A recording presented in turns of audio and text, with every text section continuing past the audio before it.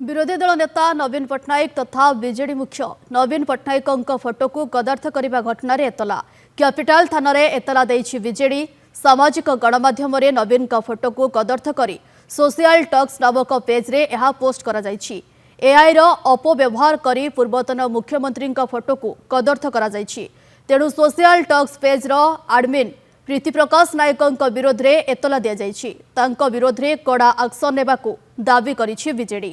आगुरी भी एपरी घटना प्रीति प्रकाश गिरफ होते जोपरी भावे ओडिशार पूर्वतन मुख्यमंत्री लोकप्रिय मुख्यमंत्री नवीन पट्टनायक सारा ओडिशा नुह सारा विश्व तांको जानी।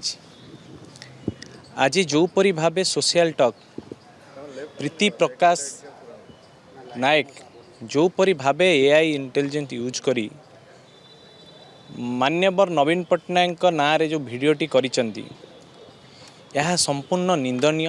प्रीति प्रकाश नायक देखो ये जो भिजुआलिटी मुझे देखा एआई माध्यम रे याकू करी लोक मान आमर दाबी रही आज आईएएस के महोदय को जे यार तुरंत कार्यानुष्ठान ग्रहण करंतु एवं यही जो जो जेतिक एआई ये षड्यंत्र करिछि ताकू तुरंत गिरफ्त करंतु।